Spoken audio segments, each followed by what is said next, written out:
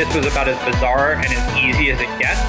So the number for me was a number that would allow me to never have to work again. I feel like we got top. I went from a sale of $500,000 to in debt. $192 million. This is Built to Sell Radio with your host, John Warlow. Okay, so what are the numbers on your company's dashboard? My guess is you look at your company's revenue and profitability, which are two great metrics to track, but there are another 8 key drivers of the value of your company that go well beyond just revenue and profitability, that are the things that acquirers want to know about. Going and getting your Value Builder score will help you look at your business through the lens of an acquirer. It takes about 15 minutes to do. Go to valuebuilder.com to get your score. So when's the right time to step aside and let someone else run your company? I think that is the age-old question for us as founders. I mean, when you start a business, obviously your creativity, your energy, your vision are so important to get this entire, entity off the ground when the entire world wants you to stay put. And there are just so many obstacles in the beginning. And it's really when a premium is placed on your creativity and your energy and your drive and all those assets that you have in spades. Yet once you've got the thing going and you've got revenue and you've hopefully got a bit of profit, there may be someone else out there who is better suited to grow your business beyond where you have it today. And that's when Tina Youngblood gets brought into companies. Tina is my next guest. She got brought into Pathfinder Health when the founder had gotten the business to a point of a couple $1 million in annual revenue, but just couldn't bust beyond that point. And Tina came in to make some fundamental changes. As she'll describe, she changed the product development process. She changed the culture, a little bit about sales and marketing, made some fundamental changes to the financials of the business, and ultimately went on to sell the company. But I think the real nugget here is when to know when the right time to sell or leave your company is. And here to tell you how Tina diagnosed that is Tina Youngblood.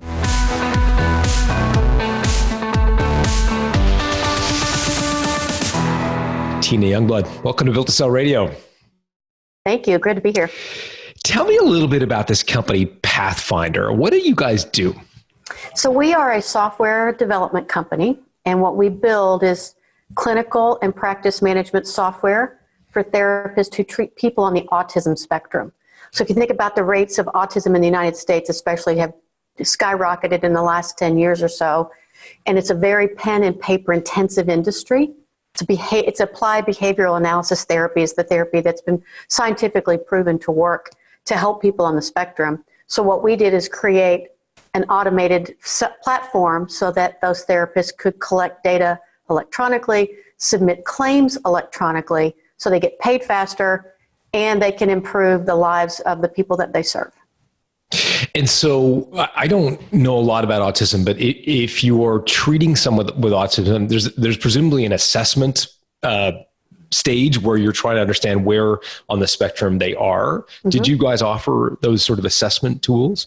We have some assessment tools. What we really focused on was post-assessment and then the actual therapy. So the protocols, the skills.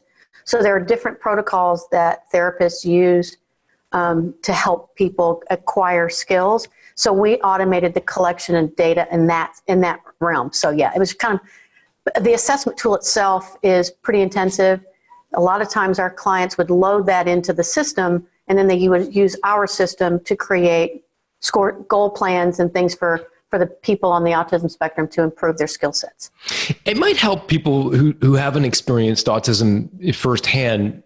Could you give us an example of a tool in your system that someone would develop they would take a child through who is recently diagnosed with autism? Absolutely. So tying your shoes, something that you teach your children or your children learn to do is 100 times more complicated when the person's on the spectrum, depending on the level of severity that where on the spectrum they fall. And so you have to break it down into 10 steps, right? And so what we would do is our software would allow the therapist to say, step 1, put this lace in your left hand. Step 2, make a loop, step 3. And so by breaking it down into multiple steps, that helps the person acquire that skill. Washing your hands. Again, something that may seem so routine, but Second nature, yeah. Yeah, if you're autistic, you might not quite understand how to do it, and they get very frustrated. So there's a second piece to the software that's behavior related.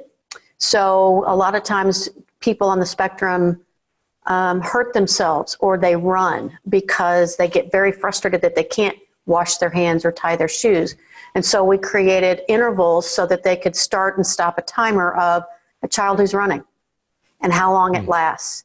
And then the amount of times that they can reduce the negative behavior and increase the positive rewards around acquiring a skill, then the faster that person acquires that skill. And we automated all of that.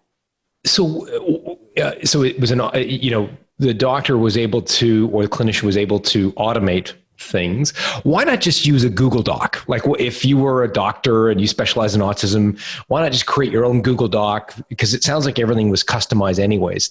Maybe I'm not understanding it. What made you guys different than them creating their own, I don't know, Word document or Google document? Well, actually, a lot of them did. So the difference is in an Excel spreadsheet, for example, because it's very data-driven, right?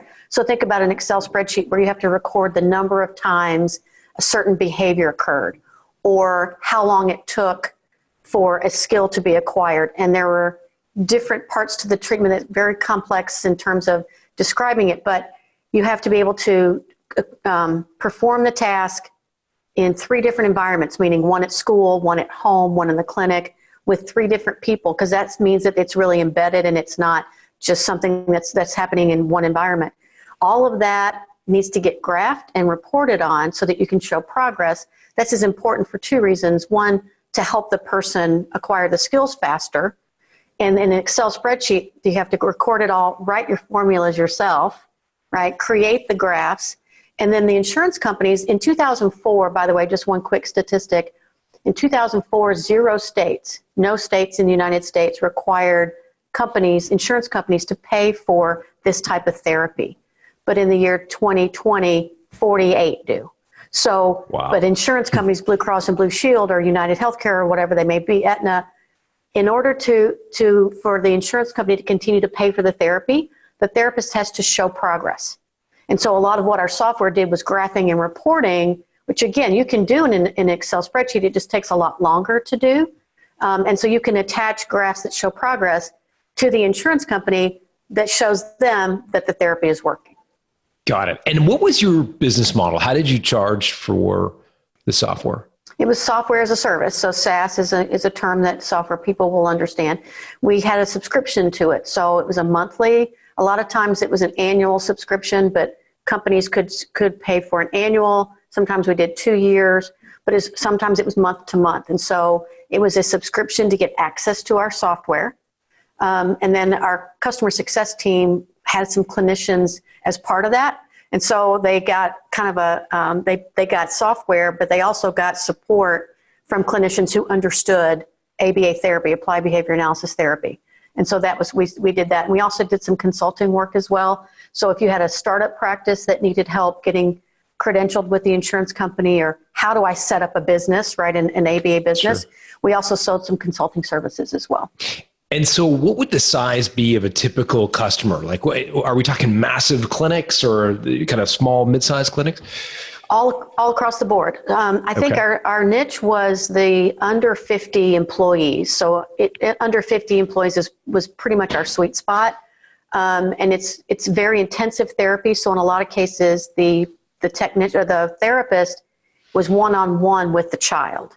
So again, depending on the size of the clinic and depending on the severity of the treatment plan, it's very much a one-to-one situation. So one therapist equals one client. But we had some as big as 600 patients. Wow. So we had some that were very, very large. Again, most of ours were were below 50 employees. So somewhere around 35 to 50 patients was our basics. How'd you guys sell it? We sold it the old-fashioned way.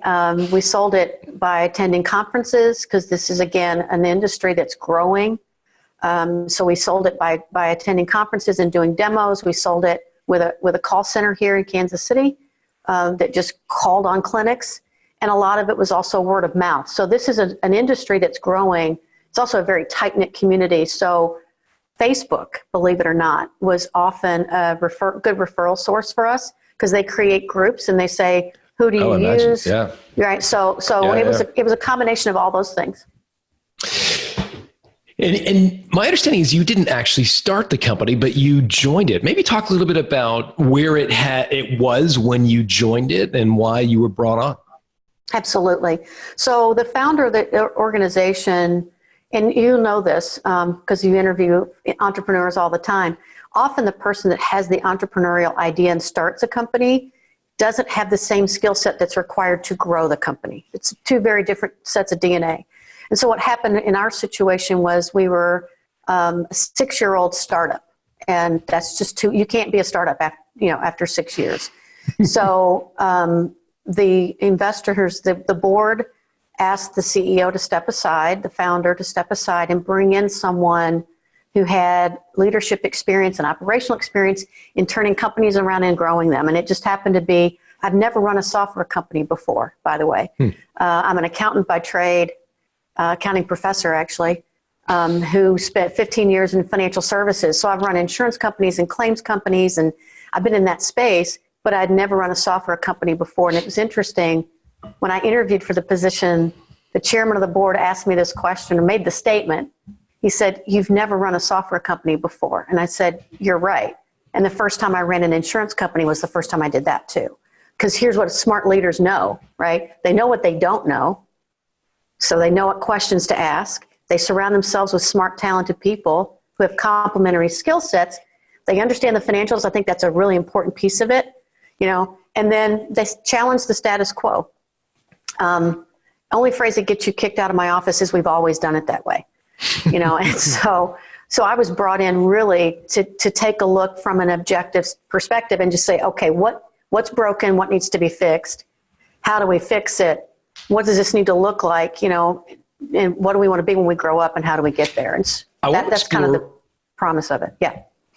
I want to explore this idea of the founder skills and what they look like versus kind of the person who is brought in your case, really kind of build and ultimately sell the company. So how would you characterize the strengths of a founder versus a sort of a second generation leader like yourself? So the founder's strengths, I believe, are severalfold. One is the creative idea, right? Like, what made him say, we're going to take this on? So it was knowing what was needed in the industry. It was understanding that industry. It was finding that one solution that we could differentiate ourselves from others, and then it's the nerve to go out and try it and build it. That takes a lot of guts to go and borrow money or, find investors to give you money, to go try something, to go build something that didn't exist before. We were one of the first all-in-one solutions to the marketplace because of the founder.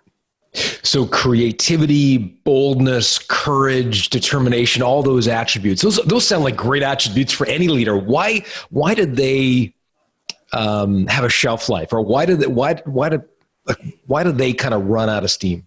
Yeah, I think what happens often, and certainly what happened here, when you're on that path of creativity, you sometimes take your eye off the financial discipline ball, right?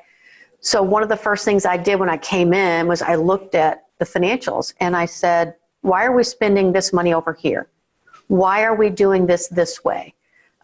Because as a founder, you're not looking for EBITDA, right? You're not looking for net income necessarily. You're looking for market share, and how do you go after and attack the marketplace? And I think a second generation leader like myself comes in and says, hang on a minute, nothing happens until somebody sells something, right? Thomas J. Watson said, famous statement, nothing happens until somebody sells something.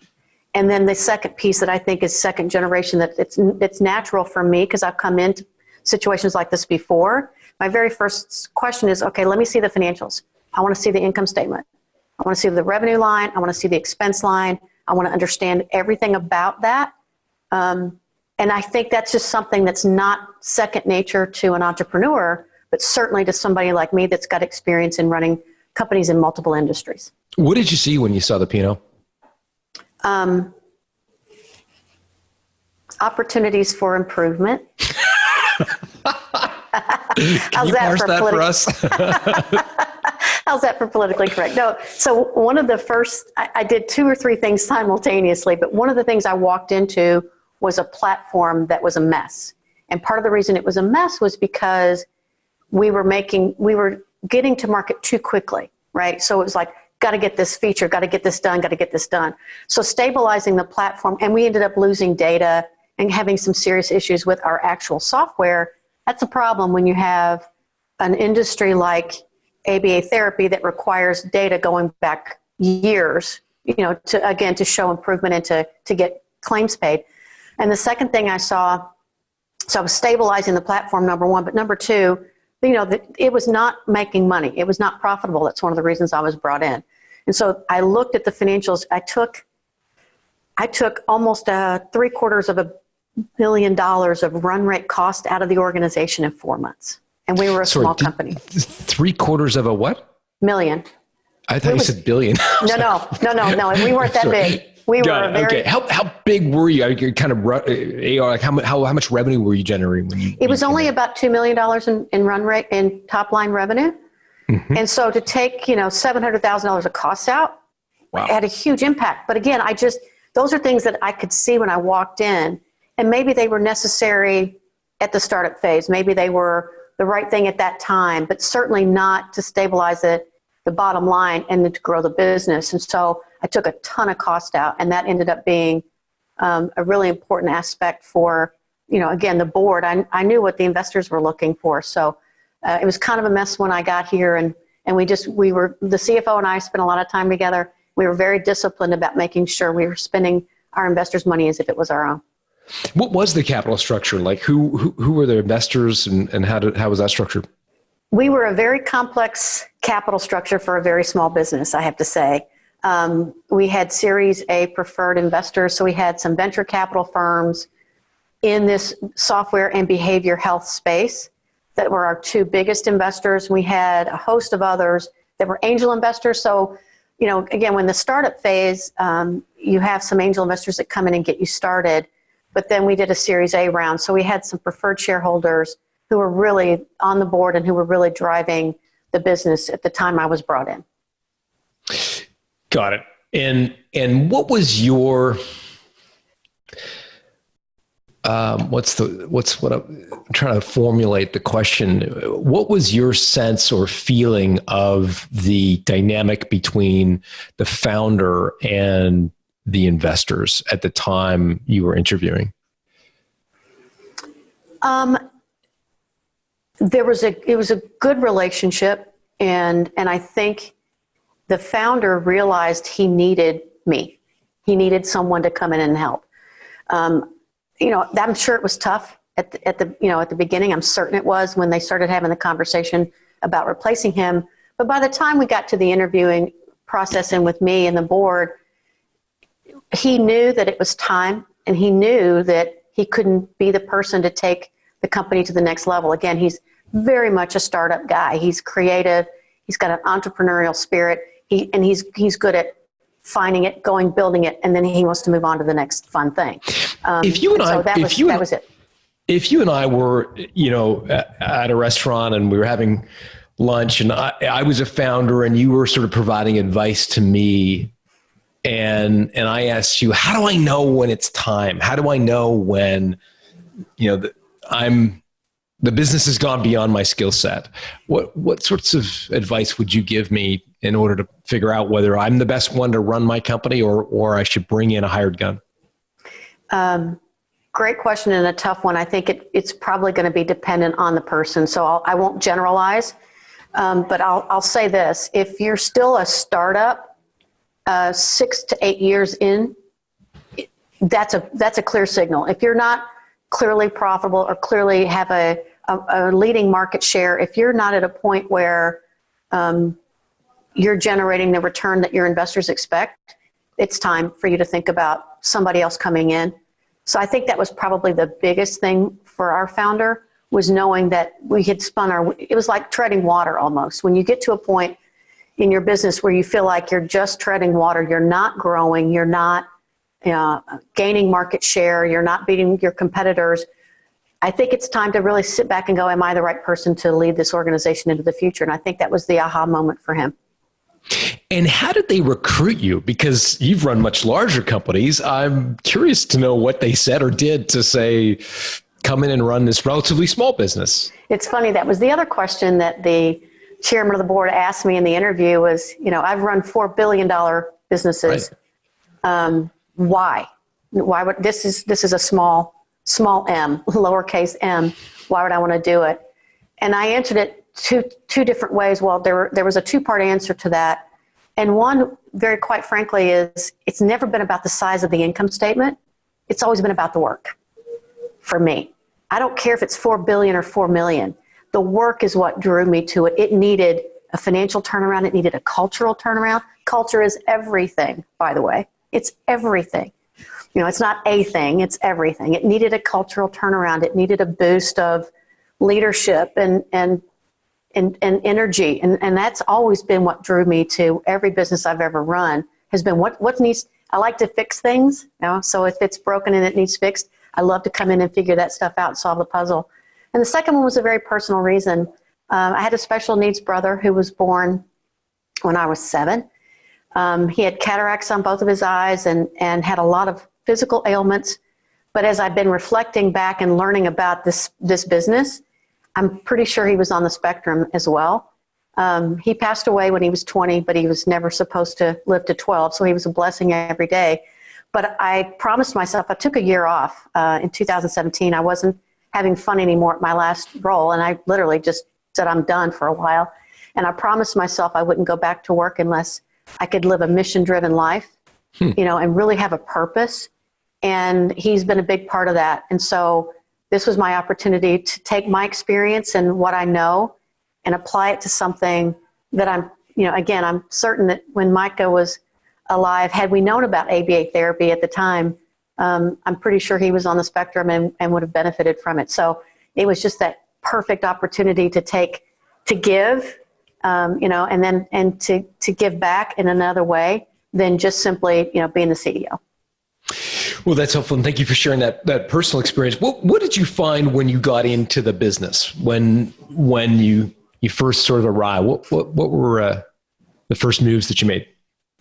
First move that I made was to put some business perspective to the product ownership role. So in software development, product owner is kind of a key role, because it's the person that helps set the strategy and make decisions about what you will build and what you won't build, and about when you're going to build it and how you're going to build it.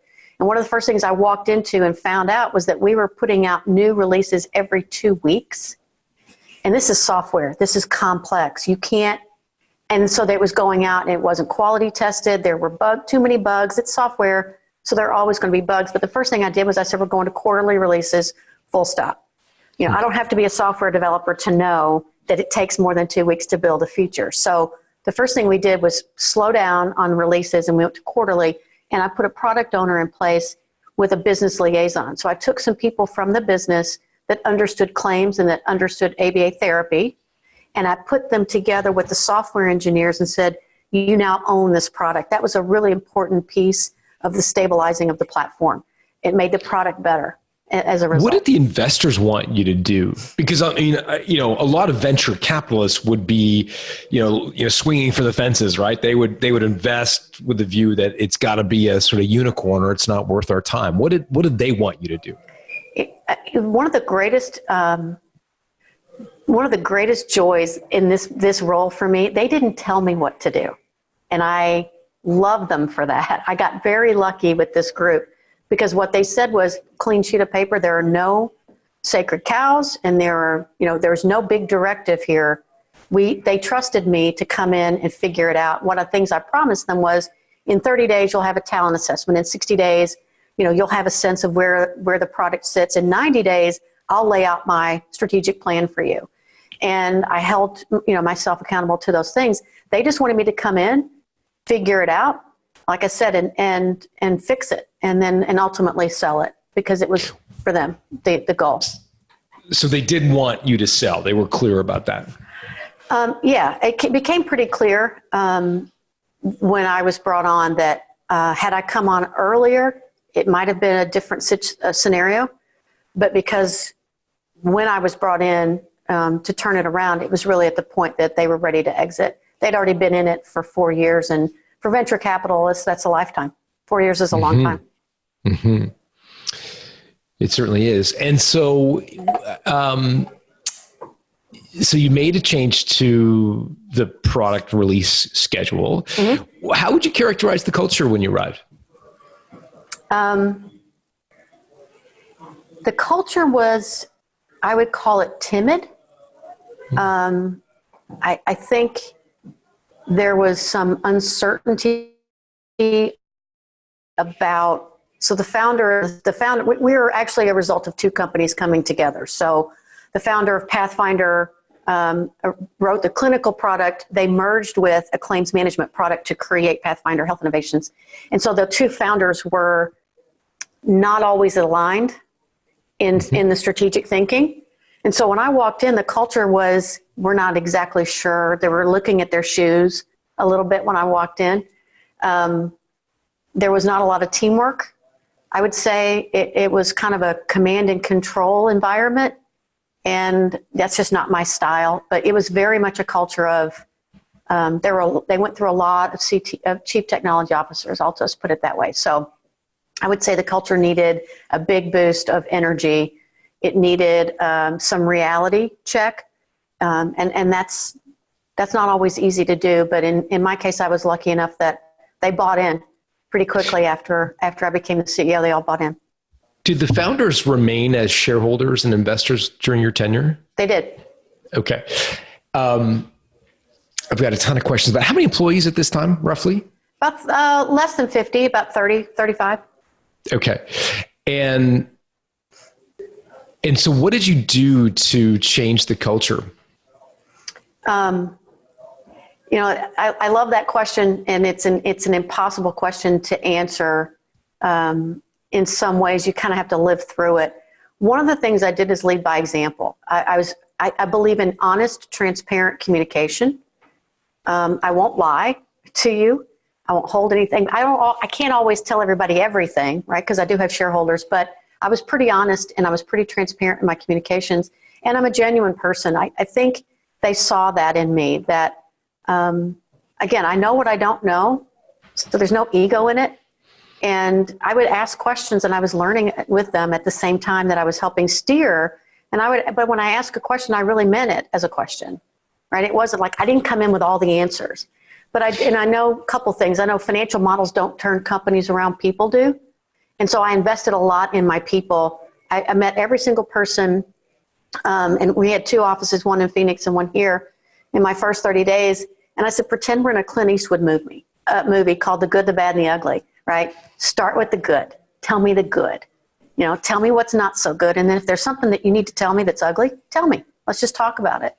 And that really went a long way, I think, to get them all on board, that I was here to help, and I was really here to turn this business around, but I wasn't going to do it by myself. I do it with a team.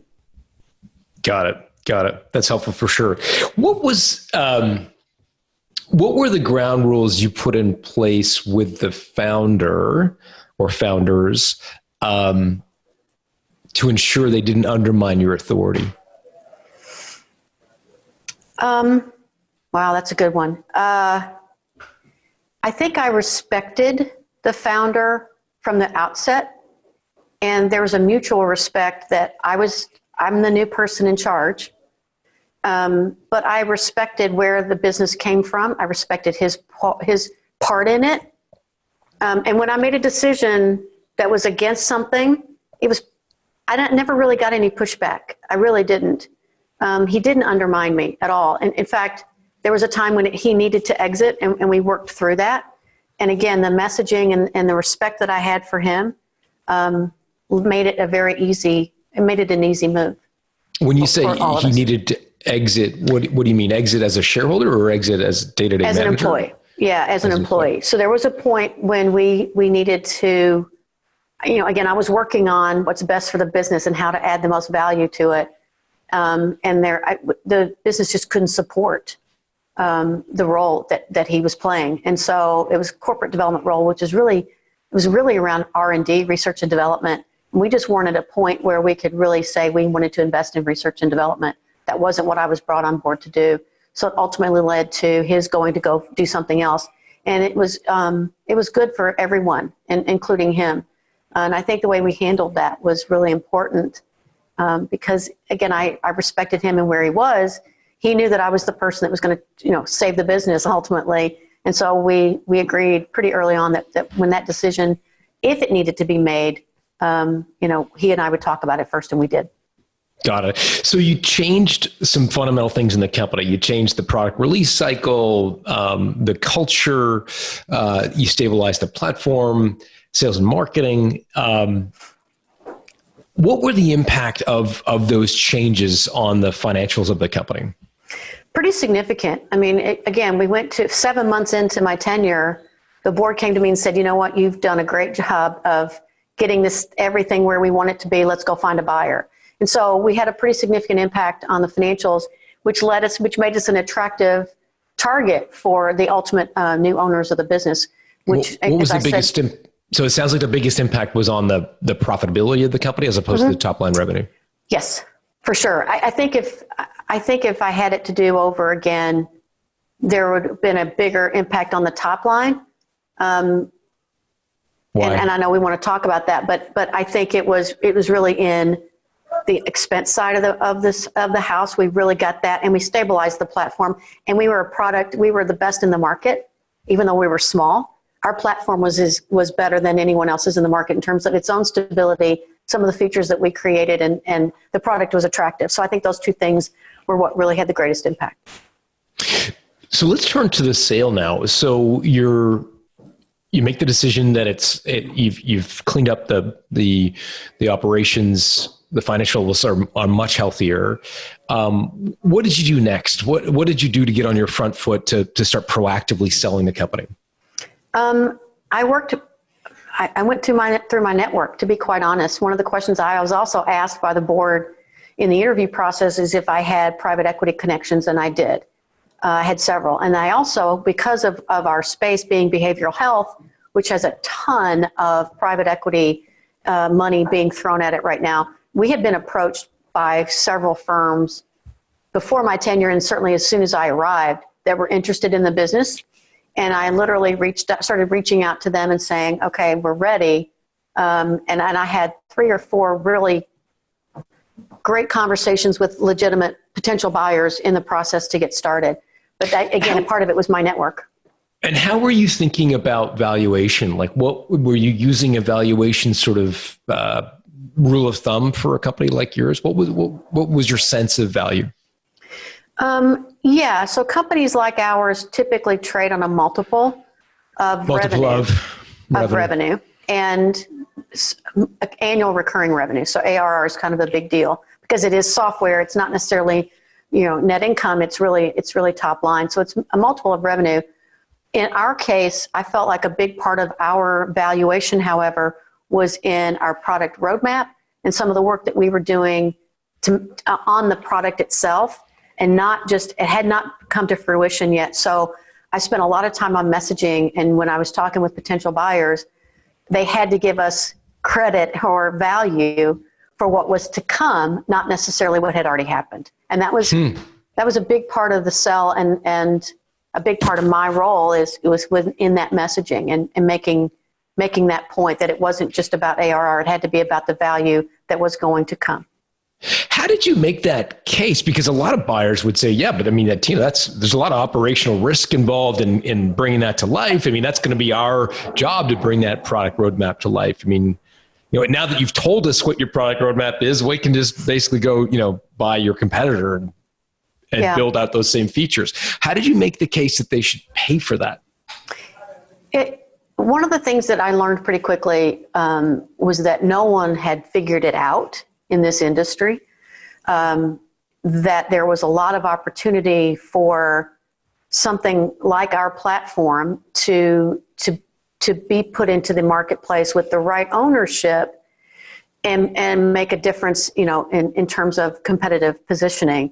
Part of it was, I didn't actually say everything up front, right? I had to keep some of it, in my pocket to make sure that I had the right potential buyers in mind for that very reason, because you want to avoid just showing everything, right? Opening the hood and letting everything be visible. So part of it was that, and part of it was in the way that we had competed and won in a very short period of time on a couple of key players that were part of the value as well, to show that what we were doing was making a difference in the marketplace. And then quite honestly, one of the things I did at the end of the day, when we got down to that 3 or 4 legitimate buyers, we demoed the system for them. I was confident enough in what our team had built.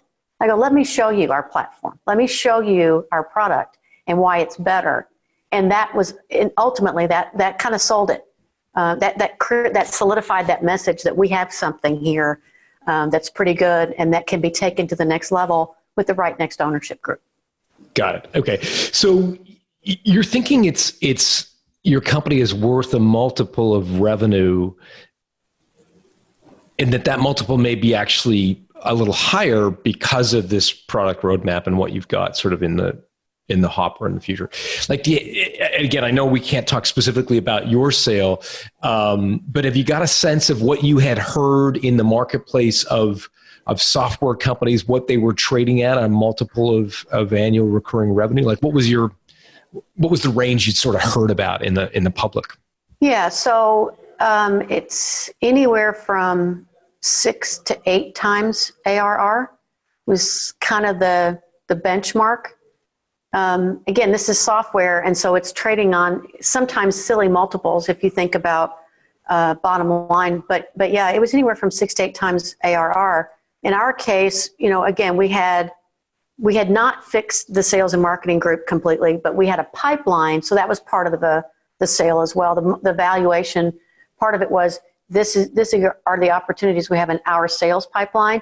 This is where we are, right? So this is the untapped revenue potential that we have, and that was part of the value as well. 6 to 8 times ARR. I mean, we've done a lot of these episodes with software companies, and I would have thought that was a quite a bit larger software company. But you're getting the sense that it was sort of worth that in a smaller company. What was your sort of data point for that, or how did you kind of discover that? Well, I'm sorry, I'm walking because I'm plugging in. It's not just the data point. For me, part of it was being able to prove the value without necessarily looking at a financial model, and that required a lot more conversation on my part, and a lot more trust on the part of the potential buyers to kind of look at, again, what we had, what we were building, and assign a value to it. And then at the end of the day, it's a negotiation, right? So you're not always going to get what you want, and you're not always going to get what you think everything is worth. You just have to be able to articulate your value and show it. And so did you use an intermediary or an M&A professional or a business broker to kind of go to these private equity companies? Did you go direct? We went direct, and it's because of the size. I told the board, if the CFO and I couldn't do it ourselves, we would ask for help. But a company as small as ours, I knew, again, I've been the acquirer, and I've been the acquired in both sides of that. So I was like, I know that Deloitte's going to ask these questions, and Wilkie Farr is going to ask these questions, and the investment bankers, and I know how to manage all of that. And so the CFO and I did the due diligence ourselves because we really focused on at the end of the day, the best result for the investor. What was your reaction from the private equity companies you approached? Did they fall in love with, open arms, or what was their reaction? I would say they fell in love with the fact that I was brought in as to turn the company around. They saw the work that we had done in the short period of time that we had done it. I think they loved that part. I think the product sold itself because the team has done such a great job creating a very valuable piece of software. So I think the product was they were in love with that. I think for some of the potentials that ended up not, going further, the sales and marketing were not where I wanted it to be. It was kind of the last leg in the table. And, again, if I had it to do over again, I would have done that sooner rather than later. But I think part of it, they couldn't get their arms around the future wasn't always, because I hadn't proven it yet. So part of that was the drawback was, well, you haven't actually created that sales and marketing team that you want. And I was like, right, because I need investment to do that. And so that's going to be the job of the new owners. And ultimately that's how it happened. But they certainly questioned it, and rightfully so, because we hadn't accomplished everything we set out to do yet. How many potential acquirers did you approach? 10-ish. And how many of those sort of expressed genuine interest? 3 or 4. Got it. Yeah. And the 3 or 4, what was the strategic value they were looking at, or were they simply financial buyers looking for a steady flow of income? There was maybe one financial buyer that I eliminated pretty early on. The others were strategic buyers, and I think that was important for this business to have a strategic buyer, because that's ultimately, what we needed was somebody that was going to believe in the future of it, not just what we had necessarily delivered up to this point. In what way was your business strategic? Like, how did you see it fitting with another? It was strategic in the sense that, again, we ended up, the buyers were all buyers in the behavioral health space. Again, so there's a lot of private equity and venture capital firms in the United States that are big into this behavioral health space. And I think our value was we had figured some things out that our competitors had not. Like what? Well, like the practice management software that we built, the claims management software that we built is the best in the industry. And they don't stay in business if they don't get paid. And so we prioritized a lot of our software development around that part of it, the practice management part. And I think that was truly a value. And when we showed it to the 3 or 4 that ultimately ended up being legitimate, potential buyers, we got a lot of wows from the practice management because it's comprehensive, it's the best in the industry, and it's a differentiator in the space because, again, the therapist can't get paid, the therapist doesn't stay in business. What exactly do you mean by practice management? So practice management is, it's really claims management. So it's everything from the billing to collecting the cash from either the insurance company or the parent or guardian of the patient, to managing accounts receivable. So it's really everything that it takes to manage an ABA therapy practice. So it's, the private equity term is revenue cycle management. It's basically everything from billing to collections to accounts receivable to everything you need to manage your business, scheduling, all of that. Okay, so you've got these 3 companies that have a stake in the behavioral health space, interested in the business, in particular because of the way you do claims and practice management. How did you create a kind of bidding war? Because you had these multiple bidders. Did you sort of drive them towards a date where you would be accepting offers, or did they bring you offers at different times? How did you structure that? Yeah, I drove them to a date, because as with all potential buyers and negotiations, if you don't give a deadline, it can go on for forever. So we had a date in mind where we thought we could get the potential buyers comfortable enough with the product, the people, the processes to make a decision or not. And so we did it by dates. And when that date came, what was the result? That date came, and the result was that I had the opportunity to choose who I thought was the best new ownership group And it was the last one I would have picked going into the negotiation because it was the owners of our largest competitor. So one of the things that happened in the space, I was appointed in February of 2018 as the new CEO, and our largest competitor appointed a new CEO similar to the situation of Pathfinder in July of 2018. And so he was brought in to do some of the similar things that I was brought in to do because of the whole founder scenario that we talked about earlier, the entrepreneur DNA. And so, going in, you're like, but I compete against this, this group every day. But as I learned more about him, the new CEO, I learned about their business, their culture. We were aligned, and that was the most important thing for me, was that the cultures align. Because, again, if the acquisition is going to be a success, it's going to be because cultures match, right? Yeah, for sure. Yeah. How many offers did you actually get? You got one from a direct competitor. Did you get a letter of intent from the other two? I got one other. Yeah, we were down to two. And interestingly, the third one that I thought was going to be in the mix wanted more of the sales and marketing piece done, and they couldn't get comfortable that that was going to come. And so they opted out. We agreed that they opted out, that they should opt out. But yeah, having a choice was important. The other piece that was important for me was that we saved the employees. We only lost a very few employees, and that was important to me as well, to save as many jobs as I could. Yeah, for sure. What was the board's reaction to the two offers? Did they have sort of a qualitative reaction to what was on offer?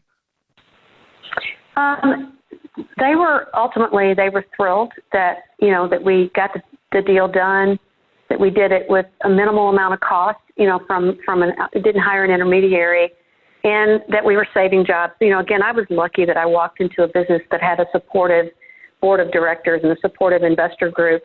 And when I said this is the right choice, they supported me 100% and said we agree, and we moved on. And they were great. I mean, there was nothing negative about it. It was really a positive experience on both sides. What were the kind of major differences between the two offers? Obviously, there was a difference in offer price, I'm assuming. Were there other kind of big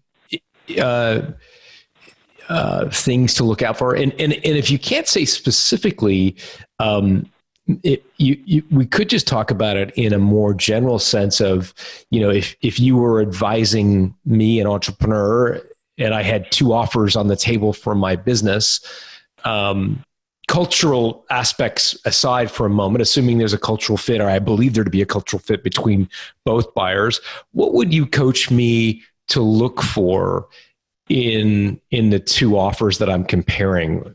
Again, I'm trying to get into the kind of specific deal terms or gotcha clauses or things that you'd coach me to look out for.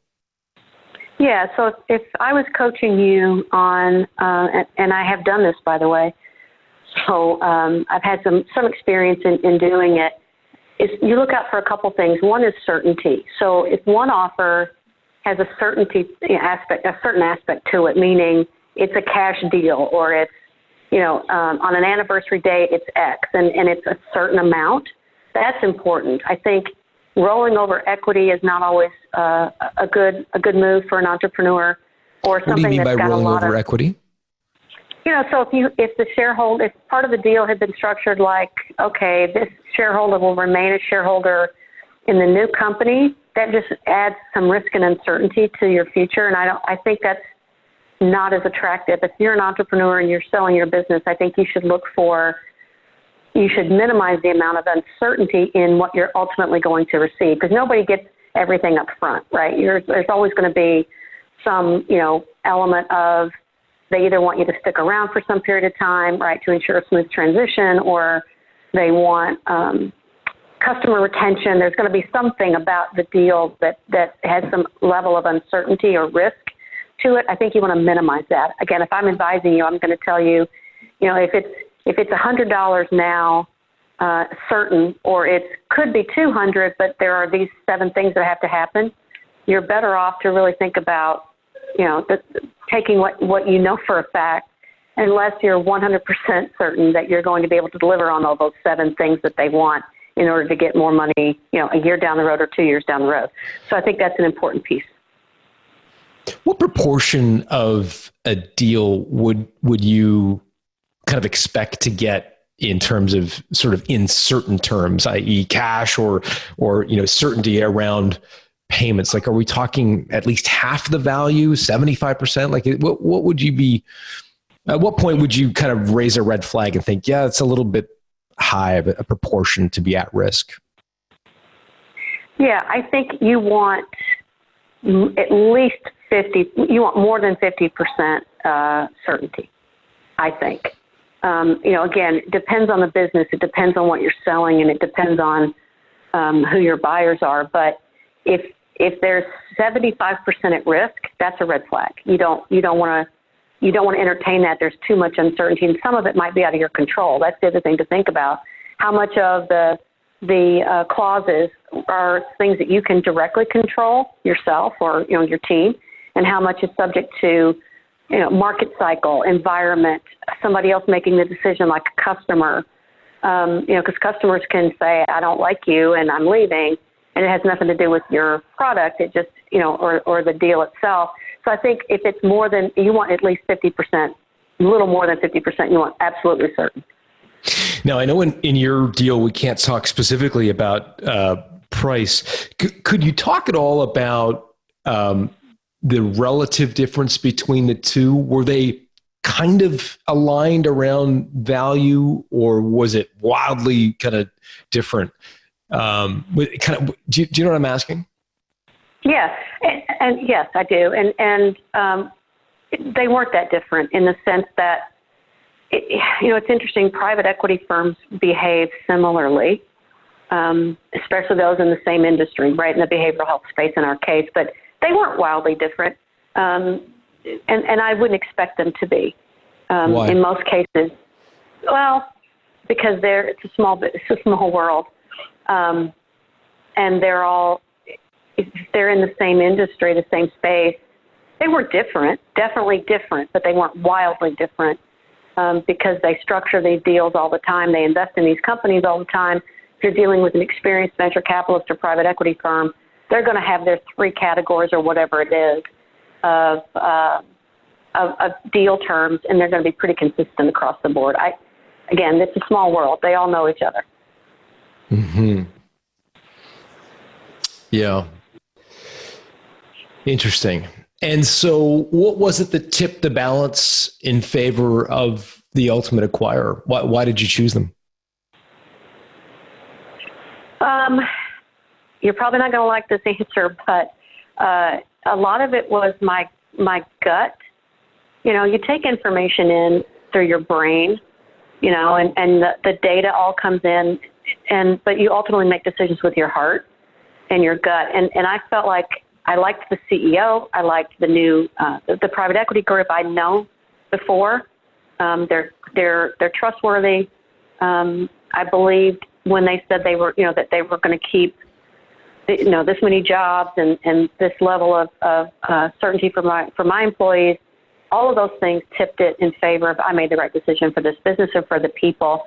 Because again, the people are what's most important to me, not just the financial terms, but how, I knew exactly how many mouths I was feeding. I know their kids' names, their dogs' names, and so that was really important to me, was knowing that that I trusted the new owners and that I believed in what they were going to do in the future.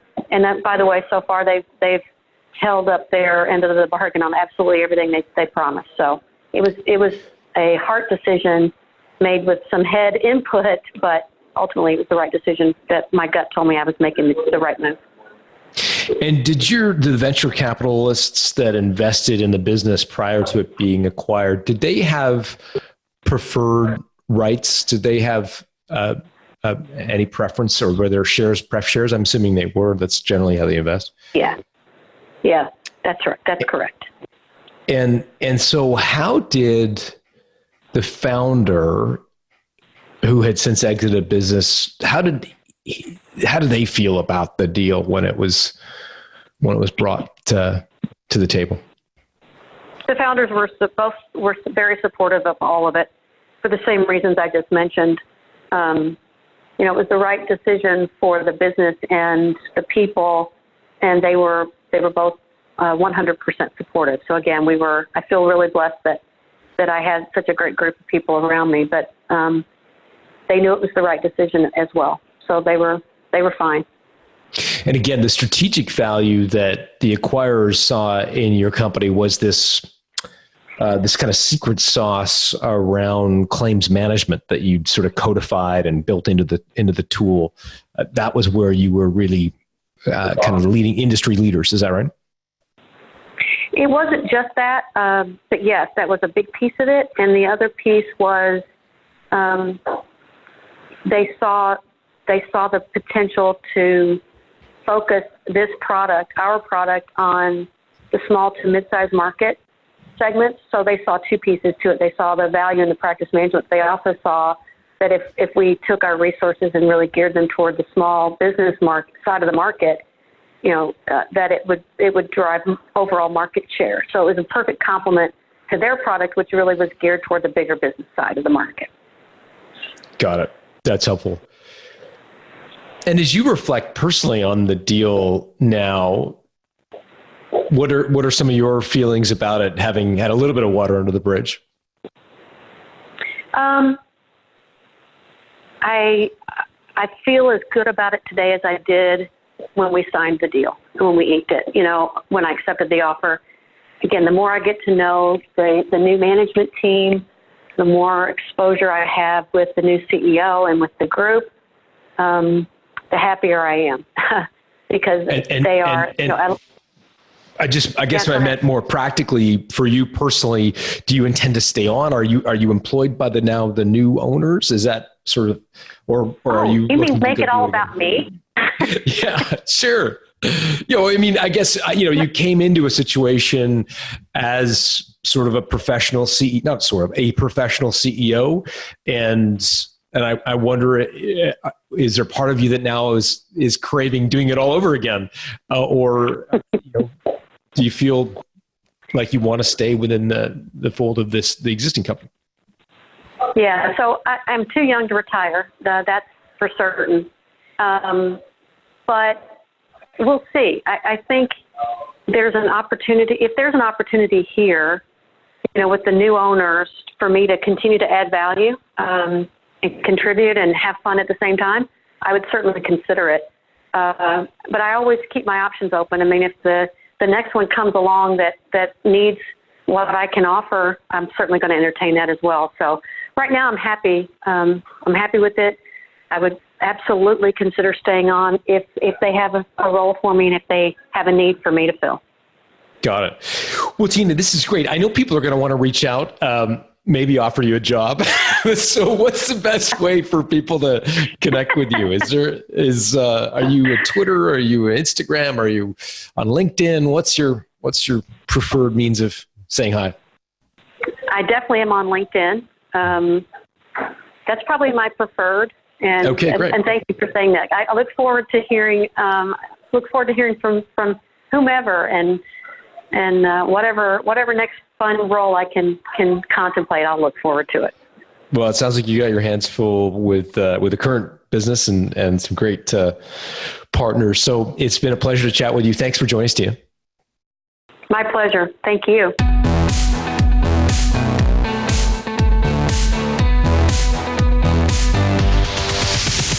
Thanks for listening to Built to Sell Radio with John Warrillow. For complete show notes with links to additional resources, visit builttosell.com/blog. John is the founder of the Value Builder System. To find out how to improve the value of your business by 71%, visit valuebuildersystem.com. John is also the author of Built to Sell, Creating a Business That Can Thrive Without You, and The Automatic Customer, Creating a Subscription Business in Any Industry. Connect with John at facebook.com/builttosell or on Twitter at John Warrillow, WARRILLOW. Thanks for listening.